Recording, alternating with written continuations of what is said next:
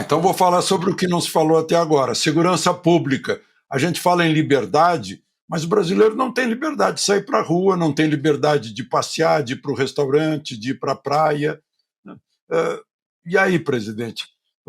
O ano que vem é ano eleitoral, seja o senhor ou qualquer outro da mesma ideologia libertária pela segurança.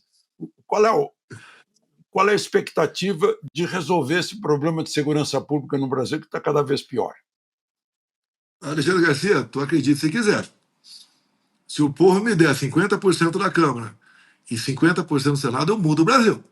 Nós acabaremos com a audiência de custódia. Essa DPF, que proíbe a Polícia Militar do Rio de Janeiro agir, ela tem que ser revogada. Quem traz segurança são os respectivos governadores.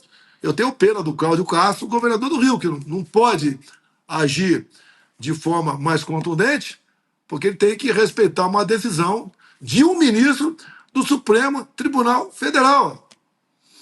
Eu lembro daqueles filmes de antigamente, né, que a gente assistia no cinema. Tá lá, os bandidos assaltam um banco lá nos Estados Unidos, e daí eles fogem disparada, né, a cavalo para a fronteira do México. Chegou no México, tudo bem, não tem problema nenhum. Lá é a mesma coisa. Você faz uma besteira no Brasil ou no Rio de Janeiro e foge para dentro dessas comunidades, que você vai estar protegido por uma DPF de um ministro do Supremo Tribunal Federal. Então não tem como você combater a criminalidade dessa maneira. Eu acabo também, com a maioria da Câmara e do Senado, dentro das 4 linhas, eu acabo com a audiência de custódia. Agora, a violência você combate também, dando melhor condição de vida para a população. Caiu em quase 30% o número de mortes por arma de fogo durante o meu governo. Por quê? Entre outras coisas, até o Pix que nós criamos, você não viu mais violência em caixa eletrônico. Tá? E diminuiu o número de assalto em pequeno comércio, que o cara movimentava o Pix ali, muitas vezes o comércio dele funcionava como banco. O cara dava um Pix, dava nota de R$ 50 para o cara e estava tudo resolvido. Nós demos exemplo em muita coisa. A nossa política de armas, né, CAC, entre outros, a facilidade de armas, ajudou a diminuir a violência no Brasil. Que ninguém vai assaltar um cara no campo, sabendo que ele é CAC e tem um fuzil. Não vai assaltar. Não vai fazer besteira. O MSC não funcionou comigo. E daí caiu o número de mortes em quase 30%, mas morreu menos mulheres, menos negros, menos gays, menos crianças. Foi por aí. E apesar de eu ter o meu governo com pelo menos uma ação do Supremo infernizando a minha vida, por questões que não tinham nada a ver com ação judicial, nada a ver com uma possível ação judicial.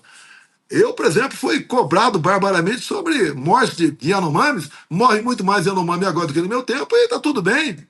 Também cobrado sobre focos de incêndio pelo Brasil, aumentou e muito, e não acontece nada com ele. Ninguém tem uma ação contra o governo. Agora, comigo, tudo é pancada o tempo todo. A questão da pandemia, sofri muito. Não errei nenhuma.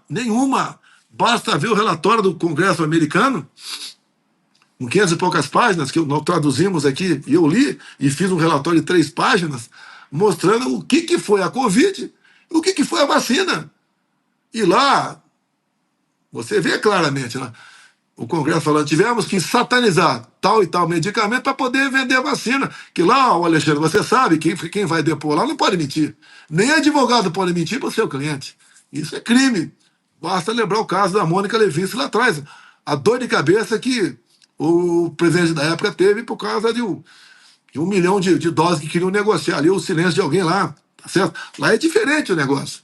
O atual secretário de Saúde da família Kennedy falou que vai botar a limpo esse negócio. Tanto é verdade que no apagar das luzes do governo Biden, ele deu uma anistia preventiva para o Fauci, que foi um dos grandes responsáveis por essa péssima política de combate ao Covid. Se tivesse me ouvido, com vitamina D, liberdade para o médico clinicar, quem vai dizer se pode tomar ou não tal remédio não é o Senado brasileiro e nem é o Judiciário brasileiro.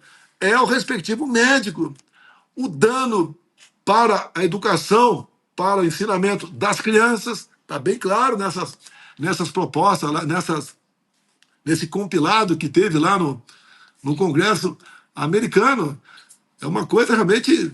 Os efeitos colaterais, que eu não quero entrar em detalhe aqui, porque ainda é proibido falar desse assunto. Os efeitos colaterais, lá, hoje o mundo já proíbe, lá o americano acabou de proibir a vacina de mRNA, que ainda é um teste, né, para todo mundo, e até dizer, né, que a Anísia não seguiu o plano de vacinação da Covid. Eu quero perguntar à senhora Anísia, a senhora é terraplanista, negacionista ou bolsonarista? Para não tomar as doses de Covid que estava prevista ela tomar e não tomou.